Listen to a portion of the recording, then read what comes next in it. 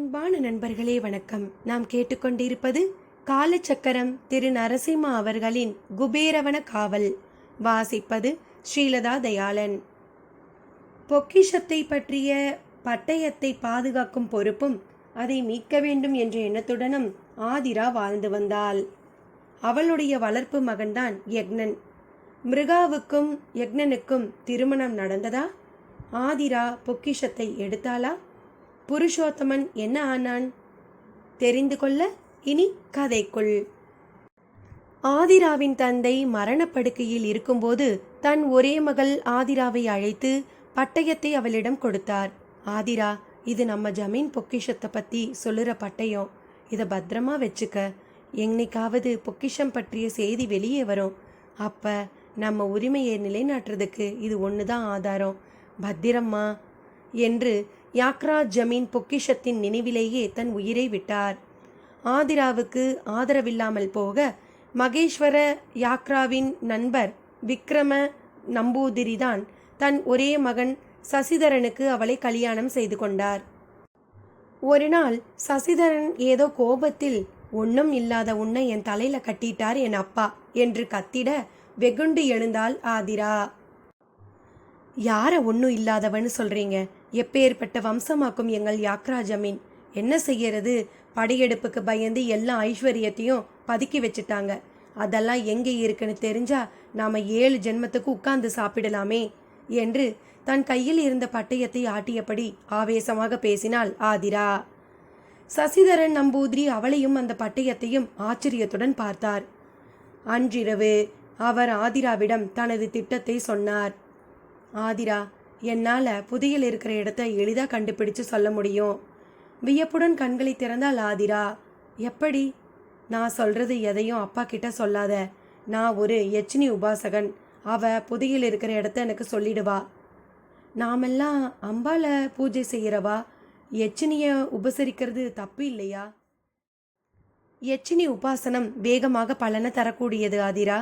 தெய்வ உபாசனத்தை விட சுலபமானது. அவளிடம் கூறிய சசிதர நம்பூதிரி மறுநாளே யட்சினி பூஜைக்கான ஏற்பாடுகளில் இறங்கிவிட்டார். 108 அஷ்டமி நாளன்று யட்சினிக்கு பூஜை செஞ்சா அவ நம்மோட பேசுவா. அவளை குறிப்பிட்ட மந்திரம் ஜபிச்சு உபாசனம் செய்யணும். தடையில்லாம தொடர்ந்து 108 தடவை உபாசிக்கணும். சசிதரன் நம்பூதிரி சுக்ல அஷ்டமி என்று தனது உபாசனத்தை தொடங்கினார்.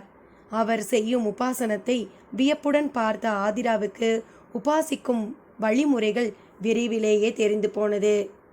88 அஷ்டமிகள் கடந்து போனது. 89வது அஷ்டமி அன்று யட்சினி உபாசனத்திற்கு நேரமானது என்று கூறியபடி சசிதரனை எழுப்ப முயன்றவள் திடுக்கிட்டாள். தூக்கத்திலேயே சசிதர நம்பூதிரியின் உயிர் பிரிந்திருந்தது. ஒருவேளை யட்சினி பூஜையில் ஏதாவது தவறு செய்துவிட்டாரோ என்கின்ற பயத்தில் அந்த பூஜையை நிறுத்திவிட்டாள். ஆதரவு இல்லாமல் நடுத்தெருவில் நின்ற அந்தர்ஜனத்தின் நிலையை கண்டு வருந்திய குருவாயூர் நம்பூதிரி ஒருவர் யக்னமூர்த்தியின் தாத்தா சர்வேஸ்வர ஐயரின் வீட்டில் அவளை சமையல்காரியாக சேர்த்துவிட்டார். யக்னமூர்த்தியின் பெற்றோர் கார் விபத்தில் இறந்துவிட அவனை வளர்க்கும் முழு பொறுப்பையும் ஆதிரா அந்தர்ஜனத்திடமே தந்தார் அவனுடைய மாமா வாகீசன். அவருக்கு ஆதிரா மீது அளவு கடந்த மரியாதையும் மதிப்பும் இருந்தது. நாளடைவில் யக்னமூர்த்தியின் வளர்ப்பு தாயாகவே மாறிவிட அவனுக்கு அவளை வாஞ்சையுடன் அம்மா என்று அழைப்பது மிகவும் பிடித்திருந்தது. ஆனால் இது நாள் வரை ஆதிரா அவனது சொத்து விவகாரங்களில் மூக்கை நீட்டவில்லை. தனக்கு என்று பணம் கேட்க மாட்டாள். வீட்டு வேலைக்காரர்களிடம் கொடுக்கல் வாங்கல் விவகாரங்களை கூட யக்னத்திடம் விட்டு விடுவாள். அம்மா, உன் செலவுக்கு வச்சுக்கோ. யக்னமூர்த்தி ஒரு முறை ஆதிராவுக்கு பணம் கொடுக்க பிடிவாதமாக அதை வாங்க மறுத்துவிட்டாள். எனக்கு எதுக்கு பணம் தர? அதை வச்சுண்டு நான் என்ன பண்ண போறேன்? ஆதிரா சொன்னாள். அம்மாவுக்கு பிள்ளை செய்யாம யார் செய்வான்? யக்னராமன் கேட்க சந்தர்ப்பத்தை பயன்படுத்தி கொண்டாள் ஆதிரா. நீ எனக்கு ஏதாவது செய்யணும்னு நினைச்சா பட்டாம்பி கிட்ட இருக்கிற எங்க பூர்வீக யாக்ரா காவு இருக்கிற நிலத்தை மட்டும் மீட்டு கொடு. வேறு என்ன நான் உன்கிட்ட கேட்க போறேன்? அடுத்து சில தினங்களிலேயே ஆதிராவின் விருப்பத்தை பூர்த்தி செய்தான் யக்னன். யாக்ரா ஜமீன் இருப்பதாக கருதப்பட்ட நிலங்களை வாங்கி அவள் பொறுப்பில் தந்தான். ஒவ்வொரு அஷ்டமியும் யாக்ரா காவுக்கு செல்வதை வழக்கமாக கொண்டிருந்தாள். திடீரென்று ஒரு நாள் காவு இருந்த இடத்தில் புதைந்து கிடக்கும் நிலவரியை கண்டுபிடித்தாள். உள்ளே இறங்கி சென்றவள் விசாலமான அந்த நிலவரியை கண்டு ஸ்தம்பித்தாள். இங்கேதான் ஜமீனின் பொக்கிஷங்கள் வைக்கப்பட்டிருந்தன போலும். மீண்டும் அந்த பொக்கிஷங்களை கண்டுபிடித்து இங்கேயே வைத்தால் எப்படி இருக்கும்? யக்னத்தின் உதவியோடு அந்த நிலத்தில் வளர்ந்திருந்த செடி கொடிகளை அகற்றி இடிபாடுகளை நீக்கி சிறியதாக ஒரு வீடை கட்டிக்கொண்டாள். தன் கணவன் உபாசனம் செய்த யட்சினி விக்கிரகத்தை அந்த நிலவரையில் சுத்தம் செய்து அதில் ஸ்தாபித்தாள். புதையல் பற்றிய விவரங்களை அறிய யட்சினி உபாசனம் செய்தால் என்ன என்று தன் கணவன் விட்டு சென்ற உபாசனத்தை பயபக்தியுடன் மீண்டும் துவங்கினாள். 107 முறை உபாசனத்தை முடித்துவிட்டு இதோ இறுதி உபாசனத்திற்காக தனது யாக்ரா வீட்டை நோக்கி மெதுவாக நடந்து சென்றாள். தன் வீட்டை அடைந்தவள் கதவை திறந்து கொண்டு உள்ளே நுழைந்தாள். கொல்லைப்புறமாக ஓடிய வாய்க்காலில் குளித்துவிட்டு நிலவரையை நோக்கி நடந்தாள். தான் பத்திரப்படுத்தி வைத்திருந்த பொக்கிஷ பட்டயத்தை யட்சினி விக்கிரகத்தின் காலடியில் வைத்தவள் உபாசனத்தை துவங்கினாள். வெகு நேரத்திற்கு பிறகு கண் விழித்தாள். யட்சினி விக்கிரகத்தையே வெறித்து பார்த்தாள். 108 முறை உபாசனம் செய்தால் யட்சினி பேசுவாள் என்று கூறியிருந்தாரே இவள் கணவர். அவள் பேச காணோமே. வெகு நேரம் காத்திருந்து அவள் பேசாமல் போக அலுப்புடன் எழுந்து கொண்டாள் அந்தர்ஜனம். உபாசனம் செய்த இடத்தை சுத்தம் செய்துவிட்டு நிலவரை படிகளில் ஏறத் தொடங்கிய போது திடீரென்று பூஜை பாத்திரங்கள் உருளும் ஒலி கேட்டது. திகைப்புடன் மீண்டும் கீழே வந்தாள். இவள் ஒரு ஓரமாக குவித்து வைத்திருந்த பாத்திரங்கள் உருண்டு கிடந்தன. யாரு? அந்தர்ஜனம் பயத்துடன் கேட்டாள். நிலவரை படிகளில் யாரோ ஏறி இறங்கி விளையாடுவது போல ஒலி கேட்க அரண்டு போய் சுற்றுமுட்டும் பார்த்தாள். அந்தர்ஜனா? யாரு? நான் தான், யட்சினி. கேள்வியை கேட்டுட்டு பதில் வாங்காம போனா எப்படி? ஆதிரா மூச்சு விடக்கூட மறந்து நின்றாள். உன் ஜமீன் பொக்கிஷங்கள் எல்லாம் திருவனந்தபுரத்து கோயில் சுரங்கத்துக்கு கீழே கிடக்குது. படையெடுப்புக்கு பயந்து எல்லா ஜமீன் பொக்கிஷங்களையும் கோயில் நிலவரையில பதுக்கி வச்சிருக்காங்க. ஆதிரா பயபக்தியுடன் யட்சினி விக்கிரகத்தை பார்த்து கும்பிட்டாள். அந்த பொக்கிஷத்தை எடுத்துக்கணும்னா அதுக்கு நான் என்ன செய்யணும்? பொக்கிஷத்தை எடுக்கணும்னா மனிதர்களால் மட்டும் முடியாது. என்ன மாதிரி யட்சினியோட சக்தி உனக்கு உதவணும். நீயே எனக்கு உதவி செய்ய. ஆதிராவுக்கு பயம் பின்வாங்கி பொக்கிஷத்தை மீட்க வேண்டும் என்கின்ற உத்வேகம் பிறந்தது. உனக்கு உதவி செய்ய ஒரு யட்சினி பிறந்திருக்கா. அவ மூலமா முயற்சி பண்ணினா உன் பொக்கிஷம் உனக்கு கிடைக்கும். அந்த யட்சினி எங்கே இருக்கா? அவளை நான் எங்கே தேடி கண்டுபிடிக்கிறது? அவளை நீ தேட வேண்டாம். அவளே உன் மருமகளா உன்னை நாடி வரப்போறா. உனக்கு அவளும் அவளுக்கு நீயும் பிரயோஜனப்பட போறீங்க. அவ இப்ப சென்னை பட்டணத்துல இருக்கா. ஆதிரா அசந்து போய் நின்றாள். அந்த யட்சினி இப்ப வேற ஒருத்தனை நினைச்சு மருகிட்டு இருக்கா. உன் வளர்ப்பு பையனை அவ கல்யாணம் பண்ணிக்க மறுப்பா. அதுக்கு ஒரே வழி, எனது உபாசனத்துக்காக நீ தயாரிச்சிருக்கிற கருஞ்சாந்த ஒரு குப்பி நிறைய பத்திரப்படுத்தி வச்சுக்க. யாரு நீ சொல்றத கேட்டு நடக்கணும்னு நினைக்கிறியோ அவங்க இரத்த துளியில இந்த கருஞ்சாந்த கலந்து அவங்க நெத்தியில வட்டமா இட்டுடு. அப்புறம் அவங்க நீ சொல்றத தான் கேட்பாங்க. ஆனா எச்சரிக்கையா நடந்துக்க. யட்சினிகளில் அவ ஆபத்தானவ. தொடர்ந்து கேள்விகளை எழுப்ப முயன்றாள் ஆதிரா. ஆனால் பதில் வராமல் போகவே யட்சினி போய்விட்டாள் என்பதனை யூகித்தாள் ஆதிரா. யட்சினி உபாசனத்திற்காக தான் தயாரித்திருந்த கருஞ்சாந்தை ஒரு வெள்ளி குப்பி நிறைய எடுத்து வைத்தாள். குப்பியையும் பட்டயத்தையும் தனது சேலையில் பத்திரப்படுத்தியவள் யட்சினி விக்கிரகத்தை கும்பிட்டு விட்டு நிலவரை படிகளில் ஏறிச் சென்றாள்.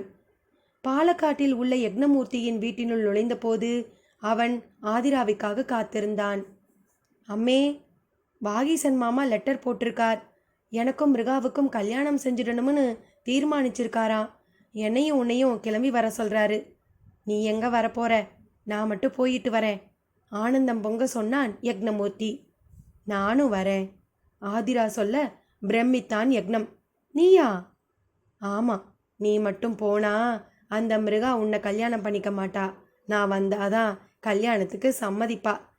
விஷமத்துடன் ஆதிரா தன் புடவையில் பாதுகாத்திருந்த அந்த வெள்ளிக்குப்பையை தடவிக்கொண்டாள். யாத்திரையில் கலவரம். 1939 சென்னை. தனது ஜாகுவாரை கிளப்பிய மிருகா கல்லூரியை நோக்கி அதனை செலுத்தினாள். அவள் மனம் துள்ளாட்டம் போட்டுக்கொண்டு இருந்தது. அவள் விருப்பப்படியே புருஷுக்கு அவளை மணமுடிக்க போவதாக வாகீசன் வாக்குறுதி தந்திருந்தார். இது விஷயமாக புருஷோத்தமனின் அம்மாவை பார்த்து பேசிவிட்டிருந்தார். அவன் படிப்பை முடித்து வேலையில் சேர்ந்ததும் கல்யாணத்தை வைத்துக் கொள்ளலாம் என்று அவன் அம்மா கூறிவிட்டதாக அப்பா வந்து சொன்னதும் வேறு வழியின்றி அவனுக்காக காத்திருக்க முடிவு செய்தாள். ஆனால் மூளையில் ஒரு சிறு உறுத்தல். புருஷோத்தமன் விஷயமாக அவன் தாய்க்கும் தனக்கும் மோதல் ஏற்படுவதை தவிர்க்க முடியாது என்பது புரிந்தது. உடனேயே என்று அலட்சியமாக சொல் கொட்டினாள். இது ஒரு பெரிய விஷயமா என்ன? கல்யாணத்துக்கு பிறகு அவன் அம்மாவை கத்தரித்து விட வேண்டியதுதான். அவள் புருஷோத்தமனை சந்தித்து 1 மாதத்திற்கு மேலாகிவிட்டது. அவன் ஸ்டடி ஹாலிடேஸை கழித்து கொண்டிருந்தான். பரீட்சை முடியட்டும் என்று அவனை சந்திக்கலாம் என்றும் அவளும் அவனை சந்திப்பதை தவிர்த்திருந்தாள். சென்ற வாரம் அவன் பரீட்சை முடிந்துவிட்டிருந்தது. பரீட்சையை அவன் பிரமாதமாக செய்திருப்பதாக அவனுடன் படிக்கும் கிளாரா மூலம் தெரிந்து கொண்டிருந்தாள். இன்று மாலையில் கல்லூரி முடிந்ததும் திருவல்லிக்கேணி சென்று அவனை பாராட்ட வேண்டும் என்று தீர்மானித்தபடி காரை கடற்கரை சாலை பக்கமாக திருப்பினாள். ஆங்கில பாட்டை முணுமுணுத்தபடி உற்சாகத்துடன் காரை செலுத்தியவள் சாந்தோம் சர்ச்சை தாண்டிய போதுதான் தற்செயலாக ரோட்டில் நடந்து போய் கொண்டிருந்த ஹம்சாவை பார்த்தாள். அவள் தன்னை அலங்கரித்துக் கொண்டிருந்த விதமே ஏதோ கல்யாணத்துக்கு போவதை உறுதிப்படுத்தியது. அவளும் புருஷோத்தமனுடன் தான் பரீட்சை எழுதியிருந்தாள். மாம்பழ நிற பட்டுப்பாவடை தாவணியில் சிவப்பு நிற பார்டர் ஜொலிக்க கையில் ஒரு பரிசு பொருளுடன் சென்று கொண்டிருந்தாள். மிருகா தன் காரை அவள் அருகே நிறுத்தினாள். ஹாய் ஹம்சா, என்ன இந்த பக்கம்? ட்ரிப்ளிகனில் ஒரு மேரேஜுக்கு போகிறேன். ட்ரிப்ளிகன்னா? போகிற வழிதானே, வா நான் ட்ராப் பண்ணுறேன். மிருகா கார் கதவை திறக்க, தேங்க்ஸ் மிருகா என்றபடி காரில் ஏறினாள். ஹம்சா கையில் இருந்த கிஃப்ட் பாக்கெட்டை மடி மீது வைத்து கொண்டாள். பரீட்சையெல்லாம் எப்படி செஞ்சுருக்க? சாலையில் கவனம் செலுத்தியபடி மிருகா கேட்டாள். நல்லா பண்ணியிருக்கேன். அஃப்கோர்ஸ் புருஷோத்தமன் மாதிரி கோல்டு மெடலுக்கு முயற்சி பண்ணலை, பட் நானும் நல்லா பண்ணியிருக்கேன். மிருகா கர்வத்துடன் சிரித்தாள். புருஷுக்கு கோல்டு மெடல் என்ன, இவளே கிடைக்க போறாளே, மிகவும் அதிர்ஷ்டக்காரன்தான். மேலே என்ன செய்ய போற ஹம்சா? காலேஜ் படிப்பை முடிச்சிட்டியே? மிருகா கேட்டாள். வேறு என்ன, கல்யாணம்தான். படிப்பை முடிச்சுட்டு பாய்ஸே கல்யாணம் பண்ணிக்கிறச்ச நானும் செஞ்சுக்க வேண்டியது தானே. ஹம்சா சிரித்தாள். யார் கல்யாணம் பண்ணிக்கிறான்? உன் உறவுக்கார பையனா? நோ, என் கிளாஸ்மேட் என்று பதில் கூற ஆரம்பித்த ஹம்சாவின் முகம் திடீரென்று மாறியது. சற்றென்று வார்த்தைகளை விழுங்கியவள் அவசரமாக, ஆமா ஆமா, என் உறவுக்கார பையனுக்கு தான் என்று இழுத்தாள். சந்தேகம் எழும்ப மிருகா அவள் கண்களை உறுத்து பார்த்தாள். கிளாஸ்மேட்டுன்னு ஏதோ ஆரம்பிச்ச, சட்டுன்னு பேச்ச மாத்திட்ட போல இருக்கு என்றவள் ஹம்சா எதிர்பார்த்திராத அந்த காரியத்தை செய்தாள். ஹம்சா மடியில் இருந்த அந்த கிஃப்ட் பாக்கெட்டை இடது கையால் லாவகமாக எடுத்து அதன் மேலே ஒட்டியிருந்த கார்டில் எழுதியிருந்ததை படித்தாள். Happy married life Purushothaman. கிரீச்! சடன் பிரேக் போடப்பட்டதால் பேரொளியுடன் அந்த ஜாகுவார் கார் குலுங்கி நின்றது. ஹம்சாவின் மடி மீது மிருகா திருப்பி வைத்த கிஃப்ட் பாக்கெட் நழுவி ஹம்சாவின் காலடியில் விழுந்தது. உக்கரத்துடன் ஹம்சாவின் வலது புஜத்தை பிடித்து உலுக்கினாள் மிருகா. உண்மையை சொல்லு ஹம்சா, யாருடைய கல்யாணத்துக்கு போற? ஹம்சா வெளவெளத்து போனாள். தனது பூனை கண்களால் மிருகா உறுத்து பார்ப்பதை கண்டதும் அவள் வாய் குளறியது. என் ரிலேட்டிவ் ஒருத்தருக்கு கல்யாணம், அவரோட பேரும் புருஷோத்தமன் தான். அதாவது நீ நினைக்கிற புருஷோத்தமன் இல்லை. ஹம்சா தட்டு தடுமாற சட்டென்று சகஜ நிலைக்கு வந்தாள் மிருகா. நீ நினைக்கிற புருஷோத்தமன் இல்லைன்னு சொல்றச்சையே எனக்கு சந்தேகமா இருக்கு என்ற மிருகா கார் இன்ஜினின் இயக்கத்தை நிறுத்தினாள். உண்மையை சொல்லு ஹம்சா, யார் கல்யாணத்துக்கு போற? புருஷோத்தமன் கல்யாணத்துக்கு தானே. தான் அவளிடம் வசமாக அகப்பட்டு கொண்டு விட்டோம் என்பதனை புரிந்து கொண்டாள் ஹம்சா. தன்னை கல்யாணத்துக்கு அழைத்த போது புருஷோத்தமன் விடுத்த எச்சரிக்கை அவள் ஞாபகத்திற்கு வந்தது. என் கல்யாண விஷயம் ரகசியமாக இருக்கட்டும் ஹம்சா, காலேஜில் தெரிய வேணாம். குறிப்பா மிருகநயனிக்கு தெரியவே கூடாது என்று சொல்லி இருந்தானே. தன் புத்திக்கெட்டத்தனத்தை எண்ணி தன்னையே சபித்தாள். இப்போது என்ன செய்வது? விஷயத்தை கறக்காமல் இவள் விடமாட்டாள். உடனடியாக மிருகாவிடமிருந்து கலன்று கொள்வதுதான் புத்திசாலித்தனம் என்று அவள் மனம் எச்சரித்தது. சை சை, இது வேற புருஷோத்தமன், என்னோட பெரியப்பா பையன். மிருகா, நீ என்ன ஐஸ் ஹவுஸில் ட்ராப் பண்ணிடு. நான் கோயிலுக்கு போயிட்டு அப்புறமா தான் கல்யாணத்துக்கு போக போகிறேன். ஹம்சா சமாளித்தாள். உண்மையை சொல்லாமல் நீ காரை விட்டு இறங்க போகிறதில்ல. அப்படி உண்மையை சொல்லலைன்னா நான் காரை நேராக ஏதாவது லாரி மேலே மோதிடுவேன். உன்னை வான் பண்ணுறேன். ஒழுங்காக என்ன நடந்ததுன்னு சொல்லிடு. மிருகாவின் குரல் மிரட்டலாக ஒலித்தது. ஏன் தான் மிருகாவை சந்திச்சோமோ? தன் தலையை விதியை நொந்து கொண்டாள். மிருகாவை ஜாக்கிரதையுடன் பார்த்தாள். மிருகா, நான் சொன்னதா புருஷோத்தமனுக்கு தெரிய வேணாம். அவனுக்கு தான் இன்னைக்கு கல்யாணம். தன்னோட அத்தை பொண்ணு ஜோத்சனாவை பண்ணிக்கிறான். இந்த விஷயத்தை உன்கிட்ட சொல்ல வேண்டாம்னு அவன்தான் சொன்னான். அதனால தான். மிருகாவின் பார்வையை தவிர்க்க தலையை குனிந்து கொண்டாள் ஹம்சா. மிருகா உறைந்து போனாள். எவ்வளவு பெரிய நம்பிக்கை துரோகம்! பரீட்சை முடியும் வரை இவளை காத்திருக்க சொல்லிவிட்டு அத்தை பெண்ணை கல்யாணம் செய்து கொள்கிறானாமே. இந்த விஷயம் அவள் அப்பாவுக்கு தெரியுமா? இல்லை அவரும் இந்த சதியில் உடந்தையா? ஐ ஆம் சாரி மிருகா, நான் இப்படியே இறங்கி நடந்து போகிறேன். குற்ற உணர்வுடன் இறங்க முற்பட்டாள் ஹம்சா. இல்லை ஹம்சா, நானும் கல்யாணத்துக்கு வரேன். என்ன இருந்தாலும் புருஷனோட நண்பன். அவன் என்ன இன்வைட் பண்ணலைனாலும் கூட நான் அவனை வாழ்த்தியே ஆகணும். ப்ளீஸ், நானும் கூட கல்யாணத்துக்கு வரேன் என்ற மிருகா ஹம்சாவின் பதிலுக்கு காத்திராமல் காரை ஸ்டார்ட் செய்தாள். மனதில் ஏற்பட்டிருந்த ஒரு அதே அழுத்தத்தை ஆக்சிலேட்டருக்கு அவள் கொடுக்க கார் திருவல்லிக்கேணியை நோக்கி பறந்தது. புருஷோத்தமன் முகத்தில் எப்படி விழிப்பது என்கின்ற கலக்கத்துடன் ஹம்சா உட்கார்ந்திருக்க அவளிடம் கல்யாண மண்டபத்திற்கு வழி கேட்டபடி மிருகா காரை செலுத்தினாள். சிங்கராச்சாரி தெருவில் இருந்த அந்த கல்யாண மண்டபத்தை நோக்கி கார் விரைந்தது. சரியாக புருஷோத்தமன் காசி யாத்திரைக்கு கிளம்பிக் கொண்டிருந்தான். மண்டபத்தை விட்டு இறங்கி கையில் வாக்கிங் ஸ்டிக் விசிறி சகிதம் கிழக்கு திசை நோக்கி நடந்தான். பெண்கள் தட்டுகளில் மங்கள பொருட்களை ஏந்தி அவன் பின்னே நடக்க, புரோகிதர் இரு கைகளிலும் தேங்காய்களுடன் முன்னே நடக்க, ஜோத்சனாவின் அண்ணன் வரதன் அவனுக்கு குடை பிடித்தபடி வந்தான். நாதஸ்வரம் இசைத்தபடி முன்னே நடந்த நாயனக்காரர் ஒரு கட்டத்தில் நின்று திரும்பி வர ஊர்வலம் மீண்டும் மண்டபத்தை நோக்கி வந்தது. திரும்புவதற்காக புருஷோத்தமன் எத்தனித்த போதுதான் அந்த ஊர்வலத்தை நிலைகுலைய செய்தபடி மாப்பிள்ளையை உரசுவது போல் வந்து நின்றது அந்த சிவப்பு ஜாகுவார் கார். புருஷோத்தமன் பின்னாடி வந்த பெண்கள் குய்யோ முய்யோ என்று அலறியபடி சிதறி ஓட, புரோகிதர் அதிர்ச்சியில் தடுமாற அவர் கையில் இருந்த தேங்காய்களில் ஒன்று நழுவி அங்கிருந்த சாக்கடையில் உருண்டோடியது. இது என்ன அபசகுணம்? ஜோடி தேங்காய்கள் பிரியக்கூடாதே. புரோகிதர் தனக்குள் முணுமுணுக்க வரதன் கோபத்துடன் காரோட்டியை பார்த்தான். புருஷோத்தமனின் பார்வை நேராக தன்னை கோபத்துடன் பார்த்து கொண்டிருந்த மிருகாவின் விழிகளில் சிக்கின. அவன் முகத்தில் கலவரம் பிறந்தது. ஹாய் புருஷ், ஹாப்பி மேரிட் லைஃப் என்று கூறியவள் அவனை குரோதத்துடன் முறைக்க, ஆளை விட்டால் போதுமென்று ஹம்சா காரிலிருந்து அவசரமாக இறங்க, அவள் கதவை மூடுவதற்கு கூட அவகாசம் தராமல் காரை வேகமாக கிளப்பிக் கொண்டு மிருகா சென்றே விட்டாள். என்ன பொண்ணு இவ, இப்படியா வண்டி ஓட்டுவா? தேங்காய் சாக்கடையில் விழுந்தெடுத்தே.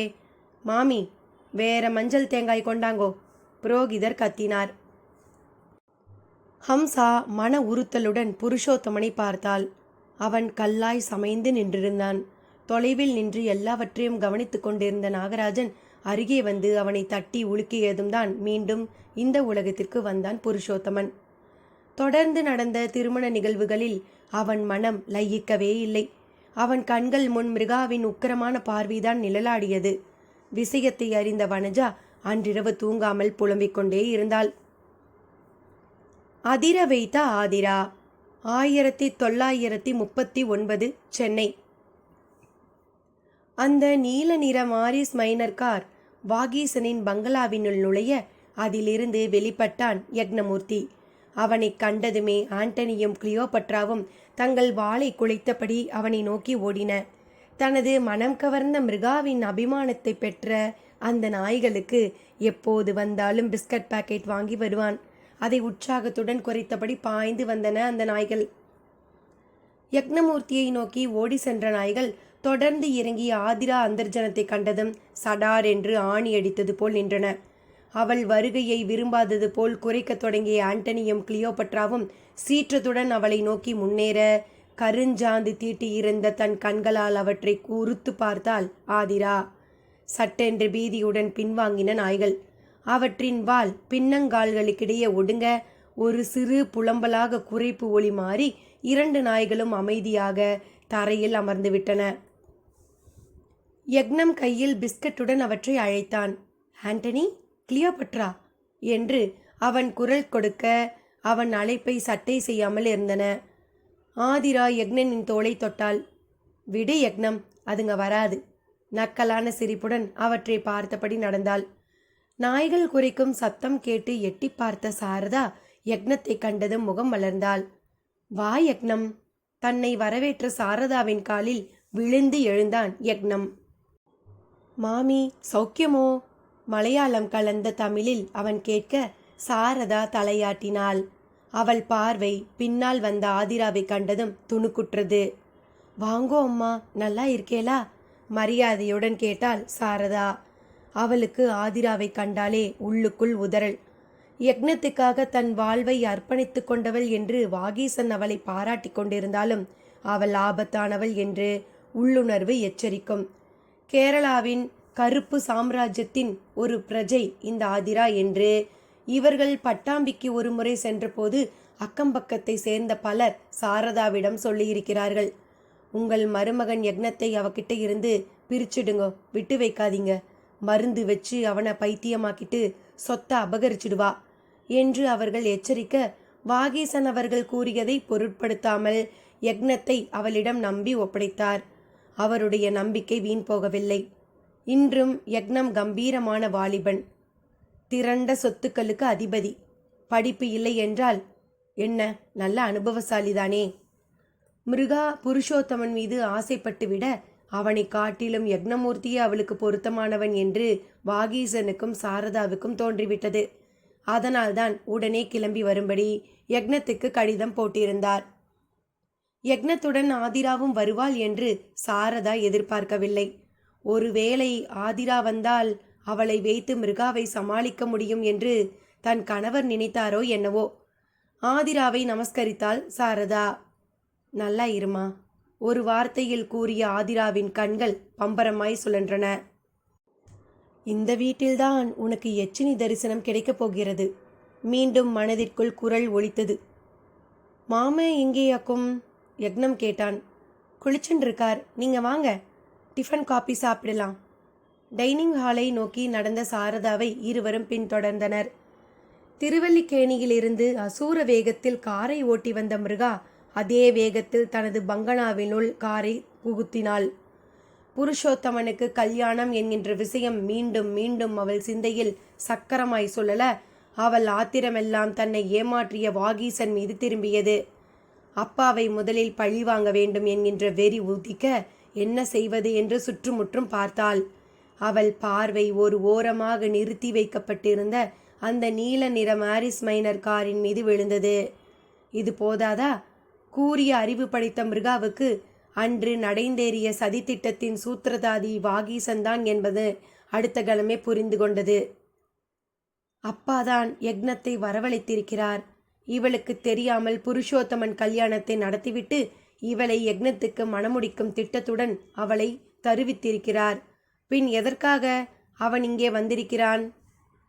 அதுதான் காரணமாக இருக்கும்.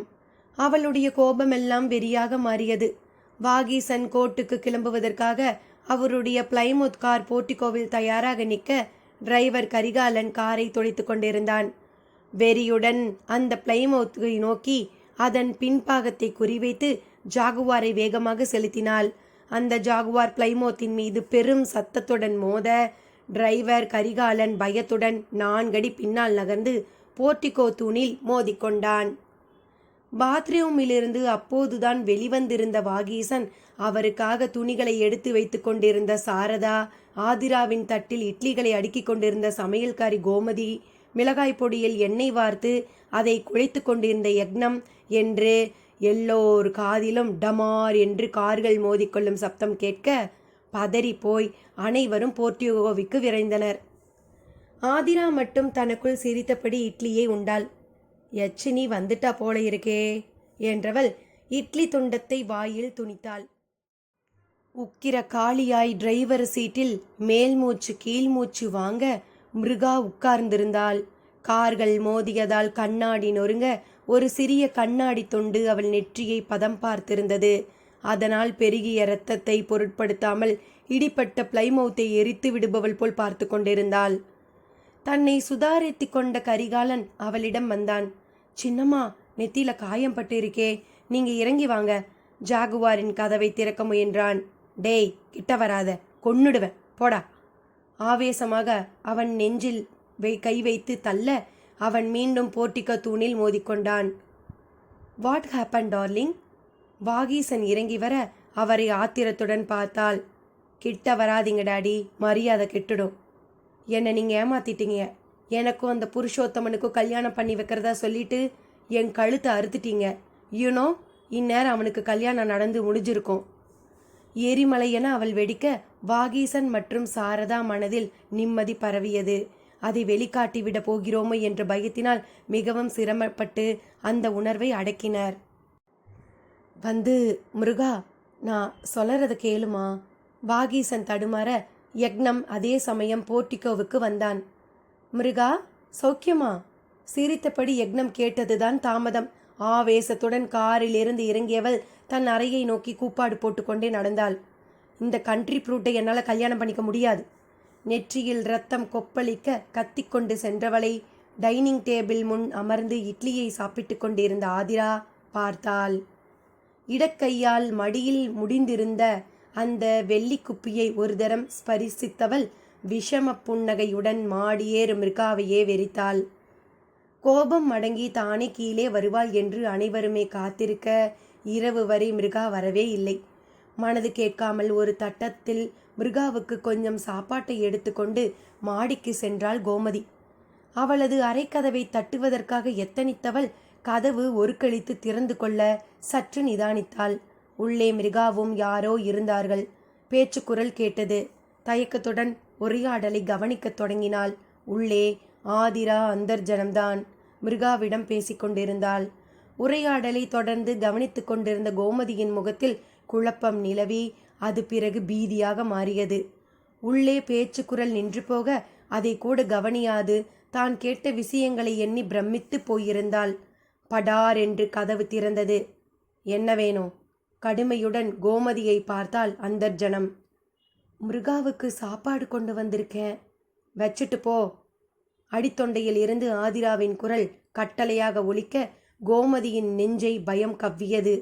அவசரமாக அறையினுள் நுழைந்து அங்கிருந்து மேஜையின் மீது சாப்பாடு தட்டை வைத்துவிட்டு நிமிர்ந்தவள் திகைத்து போய் நின்றாள். மிருகாவா அது? அவளையே மலைத்து போய் பார்த்து கொண்டிருக்க ஆதிரா ஆத்திரத்துடன் அவளை நெட்டி தள்ளினாள். கீழே போடி. கோமதி நடுக்கத்துடன் அவசரமாக கீழே இறங்கினாள். கீழே சோஃபாவில் உட்கார்ந்திருந்த வாகீசன் சாரதாவிடம் சென்றாள். சீக்கிரம் மாடிக்கு போங்கோ, மிருகா என்னவோ மாதிரி இருக்கா, பார்க்கவே பயமா இருக்கு. கோமதி பதறினாள். கோமதி சொன்னதுதான் தாமதம். வாகீசனும் சாரதாவும் அவசரமாக மாடிக்கு ஓட அதை பார்த்து யக்னனும் அவளை பின்தொடர்ந்தான். மிருகாவின் அறைக்குள் நுழைந்தவர்கள் திகைத்து போயினர். சர்வலங்கார பூஷிதையாக ஒரு கல்யாண பெண்ணை போல தன்னை சிங்காரித்து கொண்டு ஒயிலாக உட்கார்ந்து இருந்தாள் மிருகா. டாடி, மம்மி, நான் யக்னன் அங்கிள திருமணம் செஞ்சுக்கிறேன், சீக்கிரம் ஏற்பாடு பண்ணுங்கோ. மிருகா சொல்ல அனைவரும் அதிர்ச்சியுடன் ஆதிராவை பார்க்க அவள் யக்னத்தை சிரிப்புடன் பார்த்தாள். என்ன யக்னம், கல்யாணத்தை எங்க வச்சுக்கலாம்? மிருகே, என்னை கல்யாணம் பண்ணிக்க சம்மதிச்சிட்டாளா? யக்னம் இன்ப அதிர்ச்சியில் ஆழ்ந்திருந்தான். அங்கிள், உங்களுக்கு என்ன பிடிச்சிருக்கா? மிருகா கேட்டாள். என்ன மிருகே இப்படி கேட்குற? உனக்காகத்தானே நான் இவ்வளவு நாளாக காத்துக்கிட்டு கிடக்கிறேன். மிருகா யக்னத்தின் காலில் விழ வாகீசன் தன் கண்களையே நம்பாமல் சாரதாவை பார்த்தார். கல்யாண பொண்ணு மாதிரி தானே அலங்கரிச்சுண்டு இருக்கா மிருகா, இதை பார்த்து பயப்பட என்ன இருக்கு? கோமதி ஏன் பயந்து போய் கீழே ஓடி வந்தா? எப்படி எப்படியோ யக்னத்தை கல்யாணம் பண்ணிக்க சம்மதிச்சாலே அது போதும். தனக்குத்தானே பேசியபடி கீழே இறங்கினாள் சாரதா. அவள் கவனித்து பார்த்திருந்தால் மிருகாவின் நெற்றியில் கருஞ்சாந்து பொட்டொன்று வட்டமாக மிளிர்வதை பார்த்திருக்கலாம். அன்றிரவு சமையல் அறையை ஒட்டிய டைனிங் ஹாலில் படுத்திருந்தாள் கோமதி. வழக்கமாக கட்டையை கிடத்திய உடனேயே தூக்கம் வந்துவிடும் கோமதிக்கு. அன்று ஏனோ தூக்கம் வரவில்லை. இப்படியும் அப்படியும் புரண்டு கொண்டிருந்தாள். மிருகாவின் அறையில் அவள் கண்ட காட்சி அவளை பெரும் குழப்பத்தில் ஆழ்த்தியிருந்தது. ஏதோ ஒரு விசித்திரமான காட்சியை மாமி கண்டிருந்தாள். ஆனால் அது இன்னதென்று அவளுக்கு புலப்படவில்லை. மிருகாவின் அறைக்குள் நுழைவதற்கு முன் ஆதிராவும் அவளும் பேசிக்கொண்டிருந்ததை எண்ணி பார்த்தாள். அவள் குழப்பம் அதிகரித்தது. கேட்கக்கூடாததை எல்லாம் எதையோ கேட்டுவிட்டோம், பார்க்கக்கூடாதது எதையோ பார்த்து விட்டோம். அதனால்தான் ஆதிரா கோபத்துடன் இவளை வெளியே தள்ளினாள். அப்படி என்ன நாம் பார்த்தோம்? மீண்டும் யோசித்தாள் கோமதி. மிருகா அறையினுள் உணவு தட்டுடன் நுழைந்த நேரத்தில் இருந்து நடந்தவற்றை நினைவு கூர்ந்தாள் கோமதி. கல்யாண பெண் அலங்காரத்தில் கண்ணாடி முன் உட்கார்ந்திருந்தாள் மிருகா. இதில் என்ன ஆச்சரியம்? ஆனால் ஏதோ ஒன்று மனதில் உறுத்துகிறது. ஆனால் சிந்தையில் எட்டவில்லை. குதிரையாக பாய்ந்து கொண்டிருந்த சிந்தனையை கட்டுப்படுத்தி தூக்கத்தில் ஆள நினைத்தவள் எழுந்து அருகில் இருந்த கூஜாவை திறக்க கிளிக் கிளிக் என்று தண்ணீரை குடித்தவள் மீண்டும் படுத்து கொண்டாள். கண்களை மூடியபடி உறங்க முற்பட்டாள். திடீரென்று ஒரு சிறு பொறி வெளிச்சமாக அவள் நினைவில் பரவியது. உணவு தட்டுடன் மிருகாவின் அறைக்குள் நுழைந்தவள் அதை மேஜை மீது வைத்துவிட்டு திரும்பினாள். தற்செயலாக மணப்பெண் கோலத்தில் கண்ணாடி முன் உட்கார்ந்திருந்த மிருகாவை பார்த்தபடி திகைத்து போய் நின்றாள். கண்ணாடியில் அவள் பிம்பத்தை பார்த்ததும் குழம்பி போனாள். ஆமாம், மிருகாவின் முகம் கண்ணாடியில் வித்தியாசமாக காணப்பட்டது.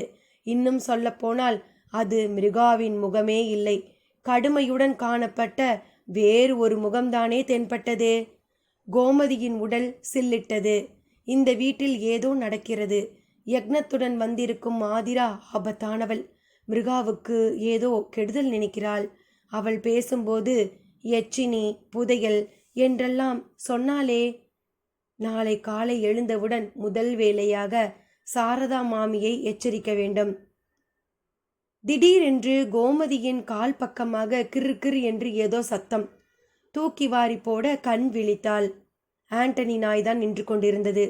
அதன் அருகே கையை கட்டியபடி மிருகா நிற்க, அவள் பின்னால் ஆதிரா கோமதியை முறைத்தபடி நின்றிருந்தாள்.